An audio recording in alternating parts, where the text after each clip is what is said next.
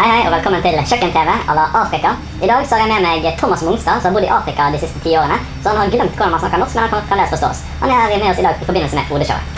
God dag, Thomas. Hei da. Hvordan går det i dag? Hei.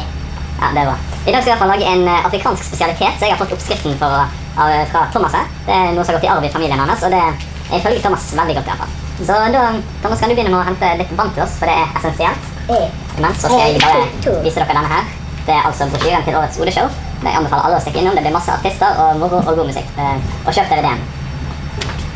Der har jeg mente i panen da, Thomas, så jeg hører på Thomas. Curry. Ja. Curry, det er en veldig essensiell ingrediens i denne retten. Vi tar et par doser curry her. Litt vanskelig. Sånn. Så må vi ha noe som jeg ikke visste de hadde i Afrika, men det er jo boy. Ja, det kan jeg nå åpne med. Imens så tilsetter jeg litt pepper. Oi. Der fant Thomas en åpnet O'boy i hele pakken.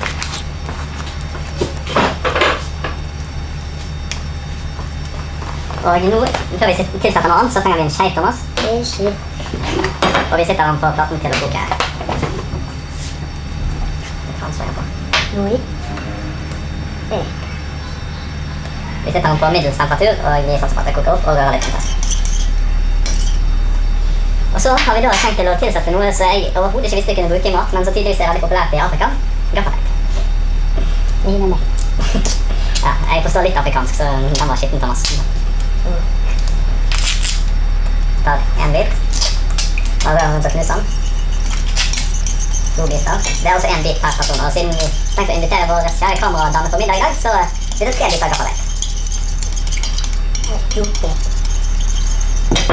vi må selvsagt ha salt. Det er veldig viktig i afrikanske matretter for å få litt smak på det. De er jo vant til å spise ting som bakk og steiner og litt sånn, så det blir lite smak på uten salt. Og det spør Thomas her, han har overlevd lenge på salt. Og så mens det koker nå, så tilsetter vi mer curry. Og litt til O'boy. Lukker på. Og vi tar på det, og satser på at dette ikke tar så veldig lang tid. Men mens vi venter, så tenkte jeg at jeg skulle vise denne litt. Jeg tror det er første kasse på Lakselus som har laget denne her. Det er da en veldig fin, du kan se selv en veldig fin grafisk fremstilling av hvorfor det ikke er funksjonshemmede sin feil at de ikke får komme lenger i Afrika. Du ser at bilen kjører, men veien stopper. Det er også et tegn på at skolen ikke er tilpasset funksjonshemmede, og det skal vi prøve å stoppe. Og da har vi jukset litt, så denne har nå kokt i 3 timer, og det er det som skal til. Så Nei, ikke ordentlig. ja, vi skal tilsette litt til salt før servering, sier Thomas.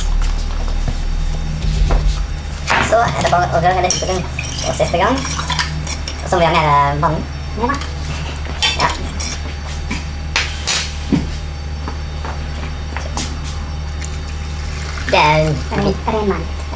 Det bidrar altså til at det ikke blir så veldig varmt, for i Afrika så er det veldig varmt, så de spiser ikke varm mat på samme måte så de liker best å spise kald mat.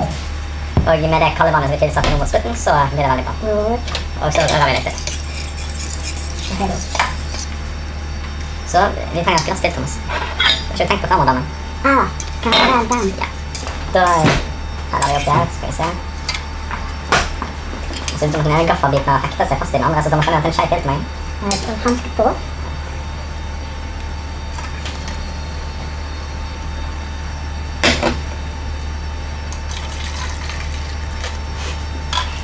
Veldig bra. Jeg vil altså ikke anbefale egentlig å helle oppi på platen, for hvis den hadde vært på, så hadde ikke det gått så bra utover plastikkresten vår. Da er det litt igjen. Det sparer vi til desserten, for det er brukt som det er en veldig god saus også, men til desserten. Det spørs litt hva du har, men det her går fint. Ja, da er vi vel egentlig ferdig da. Takk for i dag, Thomas. Det var veldig hyggelig å jobbe med deg, og nå skal vi samle inn masse penger til hodeshowet. Skal vi smake? Skål. Nei, Smakte buljong. Faktisk. Smakte. det er faktisk O'boy, curry, pepper, salt og garlic. Prøv da. Smaker seriøst buljong. Dette skal med på film.